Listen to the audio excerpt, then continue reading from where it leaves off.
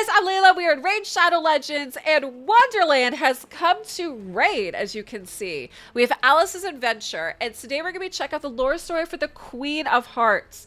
You guys, I think they killed it. They absolutely killed it with her design. She looks amazing. Amazing. Now, I'm considering not necessarily like a full cosplay, but I think the face paint on her is so cool. Like maybe I'll do just like the face paint or something. You know? I think she looks amazing. I think she does. So what we're gonna do is let's check out the lore story because I wanna know all about her. Like what's going on in Teleria, this Wonderland collab, and how is she in Night Revenant? So let's check it out together. The young woman who later became the Queen of Hearts once lived every girl's dream. She was betrothed to a prince, the heir to the kingdom of Karok. She spoke of it incessantly to all her many doting friends, gleefully regaling all with her plans. Only the best people would be invited, and exquisite courses would be prepared by the finest cooks. The music and dancing would be sublime, and the smallest taste of cake would make one's eyes roll into the back of one's head.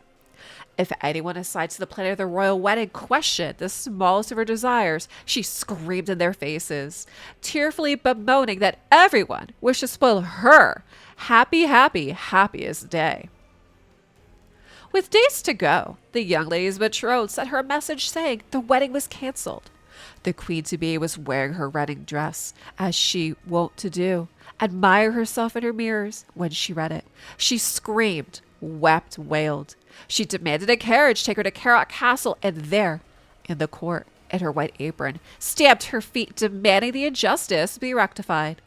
The king's seneschals dragged her away. The lady was taken home, and there shut herself in her chambers, and she ripped her dress to pieces.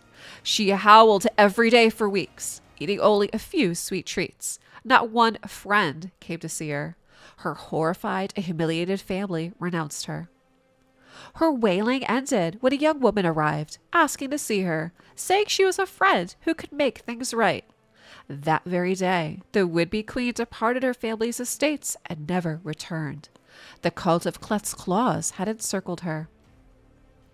Ambitious, determined, and spiteful, she climbed the cult's ranks greedily, stamping on the hands and faces of her rivals in the process. Using her beauty and domineering personality, sycophants and opportunistic yes-men flocked to her. Those who challenged or denied her anything she desired were humiliated or even killed. She styled herself as the Queen of Hearts. As far as she was concerned, she was a queen by rights and deserved nothing but love and adoration from all.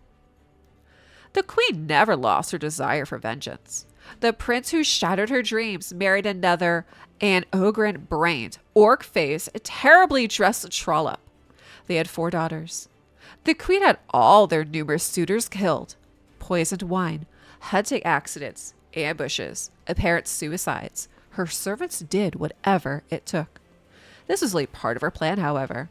The princesses all lost favorites and blamed their father. Their anger was ripe for manipulation. Deploying her most charming and handsome followers, the queen saw to it that every one of the princesses eloped straight to her, with all the gold and jewels they and their beloveds could carry. These victories brought wide smiles to the queen's face, yet she wasn't satisfied. She wasn't Queen of Karok. How to attain that goal? She paced around her chambers daily, face crimson with tension, tongue sticking out, all to no avail. With cries of "off with their head!" she had dozens of advisors executed for their moronic ideas. Her fortunes changed when one of her aides, a rhyme-speaking sorcerer known as the Mad Hatter, came to her. He wittered, prattled, and sang of the unimaginably powerful insect lords of Durham Forest. The queen had never heard of them. She had swiftly tired of schooling as a youth, but the Hatter had her wrapped. The queen knew this was it. She summoned her court, speaking quickly and excitedly of her plan, not acknowledging the Hatter, to steal from or befriend the denizens of deepest Durham. When one of her most loyal courtiers cautioned her, she rolled her eyes and called him a bore. The queen learned later This courtier sent a warning to Durham Forest, so she had him publicly executed and denounced as knave.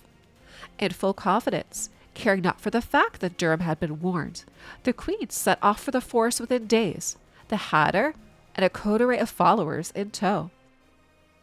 The queen skipped and stopped her way through Durham, making many friends, whom she all betrayed, and received many gifts, all she stole. She left many a fey cleric and dwarf elf house mistress infuriated and vengeful, but the greatest enemies the queen made were the insect lords. She only dealt with their servants, such as the Cheshire Cat, but that was access enough to borrow some things of theirs. She didn't know what they were. Neither did the hatter, but they were probably powerful. The sorcerer would have to find out one way or have his head cut off. Only after turning to her court did the queen learn she was being pursued and stamped her feet with fury. She would have her enemies' heads. Okay, that was actually a pretty fun story, you guys. And I like that it links some of these other characters, right? So we see them linking the Mad Hatter.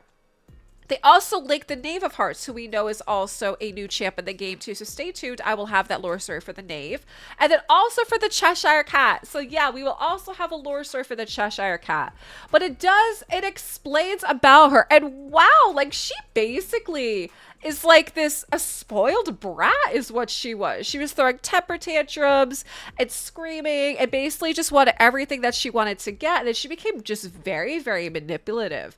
So I guess that would make sense how she ended up in the Night Revenant, because that's basically what they do. They're a cult. They're very manipulative. And she's... And I just love how they kept some of the classic things, like the whole off with their heads. They did quite a bit with her that I think is fun in the stories. And as I read some of the other ones, like you guys, if you had not read the Mad Hatter story, I already released that as well too on this channel. We will have the story for the Knave of Hearts, the Cheshire Cat as well, to see how it kind of like how it links and how it ties. But so far, really liking this. I feel like Raid had a lot of fun with this Alice's adventure and adding these heroes in. I honestly wasn't sure if the champs were going to kind of like fall into Teleria from like a portal from Wonderland, or like how they were going to make this work. But I feel like they did a good job trying to kind of keep the Wonderland flavor while still trying to keep these champs like part of Teleria and have how they would be fitting into these factions and how like their stories are going to be intersecting. So guys, I would love to know what you think for the lore story for the Queen of Hearts. I personally liked it. I thought it was a lot of fun. Drop me some comments down below. And like I said, stay tuned for the rest of the stories as well. And thanks for watching.